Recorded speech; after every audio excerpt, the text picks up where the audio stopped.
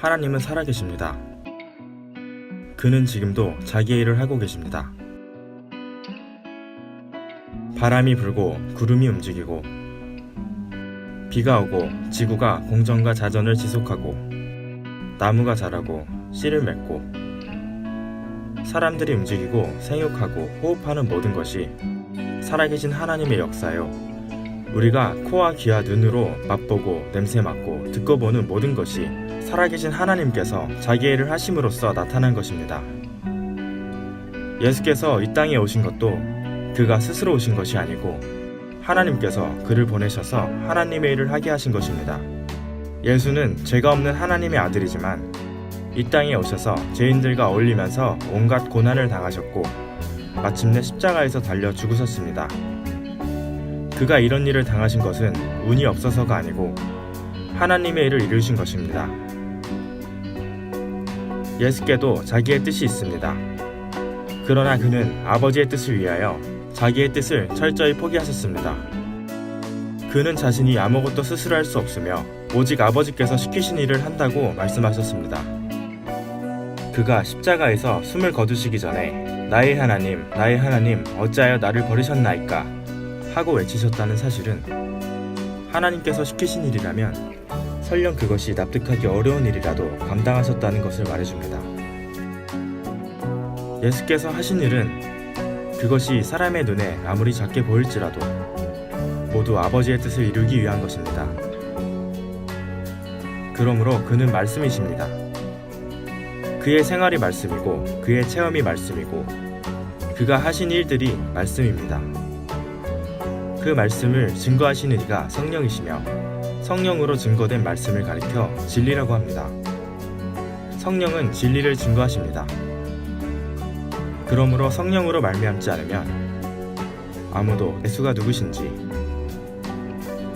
또 그가 하신 일이 어떤 의미가 있는지 알 수 없습니다. 교회에 와서 예배를 드리는 사람들 중에도 왜 예수를 믿어야 하는지, 왜 그를 구주라고 일컫는지 알지 못하는 이들이 있습니다. 교회 다니기 시작하는 사람들이 흔히 갖는 오해가 있습니다. 그들은 자신이 종교 생활을 시작했다고 생각하고 앞으로는 선악을 분명히 구분하여 양심적으로 살겠다고 다짐합니다. 교회 생활을 오래 할수록 그들은 율법에 대해 더 많은 지식을 갖게 되는데 그럴수록 양심의 가책은 점점 커집니다. 이를 해결하기 위해 점점 전형적인 종교인이 되어갑니다. 그들은 자신의 양심을 선악의 기준으로 삼아 다른 사람을 판단하고 정죄합니다. 과연 이런 사람들이 첫째 부활에 참여할 수 있을까요? 하나님 앞에는 세 부류의 사람들이 있습니다. 첫째는 하나님을 전혀 알지 못하는 사람들. 다시 말해 하나님 앞에서 선악을 분별조차 하지 않는 사람들입니다. 그들은 죽은 후에 심판을 받지 않습니다. 왜냐하면 심판을 이미 받았기 때문입니다. 그들은 죽은 후에 무저갱에 갔다가 장차 그곳에서 나와 영원한 불못에 던져지게 될 것입니다. 둘째는 하나님을 믿는다 하지만 율법이나 양심 아래 있는 사람들입니다. 그들은 율법이나 양심의 정죄로 인해 괴로워하고 자신의 행위로 그것을 극복하기 위해 노력합니다. 그러한 노력은 가상하지만 그들은 하나님께서 베푸신 은혜를 받아들이지 않았거나 은혜를 받고도 그것을 무시하고 다시 행위로 돌아갔기 때문에 결국 자기 행위를 따라 심판을 받게 될 것입니다. 셋째는 예수와 연합한 사람들입니다. 그들은 자신이 죄인임을 인정하고 예수 그리스도의 이름으로 침례를 받음으로써 예수 그리스도와 연합한 사람들입니다. 그들은 죽으면 육신은 흙으로 돌아가지만 영혼은 낙원에 갔다가 장차 생명의 부활로 나와 예수 그리스도와 함께 하늘로 올라갈 것입니다. 어떤 사람은 영혼의 감각이 없기 때문에 지옥에 가도 고통을 느끼지 못할 것이라고 말합니다. 여기에는 큰 오해가 있습니다. 천국이나 지옥은 영혼이 사람의 눈에 보이지 않는 그 상태로 가는 것이 아닙니다. 천국에 갈 영혼이나 지옥에 갈 영혼이나 먼저는 부활을 경험할 것입니다. 온 인류는 태어날 때부터 죄인입니다. 이는 각 사람의 행위와는 무관합니다. 아담이 에덴 동산에서 범죄할 때 온 인류는 그의 안에 있었습니다. 물고기가 죽으면 그 뱃속에 있는 수많은 알이 함께 죽듯 아담의 범죄로 인해 그의 안에 있던 온 인류가 모두 죄인이 되었고 그로 인해 사망이 온 인류를 지배하게 된 것입니다. 사망을 벗어나려면 생명이 있어야 하는데 생명이 어디에 있습니까? 바로 피에 있습니다. 짐승의 생명도 피에 있고 사람의 생명도 피에 있고 영혼의 생명도 피에 있습니다. 다만 영혼의 생명을 위해서는 영원한 피가 있어야 합니다. 예수 그리스도께서 십자가에서 피 흘려 죽으신 이유가 바로 여기에 있습니다. 그는 본래 하나님과 함께 계셨으나 처녀의 몸을 통해 사람으로 태어나 사람과 동일한 삶을 사셨습니다. 그는 에덴 동산의 첫 아담에 이은 둘째 아담이며 또한 마지막 아담입니다. 첫 아담은 범죄로 인해 하나님의 생명으로부터 단절되었고 그래서 지옥에 갈 처지가 되었습니다. 하지만 지옥 형벌이 시작되기 전에 마지막 아담이 세상에 오셔서 첫 아담 대신 죽으셨습니다. 이로써 첫 아담의 죄값은 모두 치러졌고 그러므로 그 사실을 인정하고 예수 그리스도 안으로 들어오는 사람은 누구든지 용서를 받게 되었습니다. 그리스도인은 용서받은 자들입니다. 훌륭한 행위를 통해 용서받은 자들이 아니고 은혜로 용서받은 자들입니다. 나는 은혜 받았다 라는 고백은 신앙생활을 어느 정도 지속한 후에 할 수 있는 것이 아니고 예수 그리스도를 영접하고 그의 이름으로 침례를 받는 즉시 할 수 있는 것입니다. 이러한 은혜를 받은 사람들은 주일마다 모여서 그리스도의 공로와 그로 인해 자신이 받은 은혜를 기념합니다.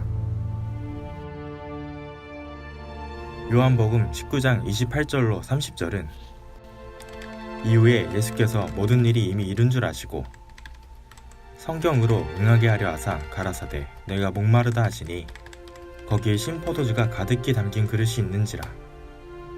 신포도주를 머금은 해요를 우슬초에 베어 예수의 입에 대니 예수께서 신포도주를 받으신 후 가라사대 다 이루었다 하시고 머리를 숙이시고 영원히 돌아가시니라 라고 했습니다.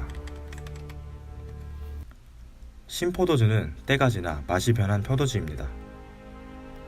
우리 영혼에게 있어서 율법은 마치 신포도주처럼 아무 유익을 주지 못합니다. 율법은 사람의 영혼을 살릴 수 없습니다. 선악을 분별하는 양심도 마찬가지입니다. 보혈의 은혜를 입고도 다시 율법이나 양심을 의지하는 것은 스스로 심판을 자처하는 일입니다. 예수께서 십자가에서 내가 목마르다 하고 외치신 것은 인류의 영혼이 처한 상태를 대변하신 것입니다. 그 목마름을 과연 무엇이 해결할 수 있을까요? 신포도주와 같은 율법은 그 해결책이 될 수 없습니다. 선악을 분별하게 하는 양심도 마찬가지입니다. 예수께서는 십자가에서 신포도주를 마신 후 다 이루었다 선언하셨고 그런 후에 숨을 거두셨습니다. 율법을 다 이루신 것입니다. 이로써 우리는 예수께서 주신 새 포도주로 영혼의 목마름을 해결할 수 있게 되었습니다. 많은 이들이 예수를 믿는다 하면서도 은혜를 의지하기보다는 자기 양심을 기준으로 선악을 분별하려고 합니다. 그들은 스스로 정죄를 받기도 하고 자신의 행위로서 양심의 가책을 극복한 후에는 자신의 양심을 기준으로 다른 사람을 함부로 판단하고 정죄하기도 합니다. 그들은 은혜 안에서 자유를 누리는 사람을 시기하고 그런 사람을 자신들과 마찬가지로 양심으로 돌아가게 하려고 애를 씁니다.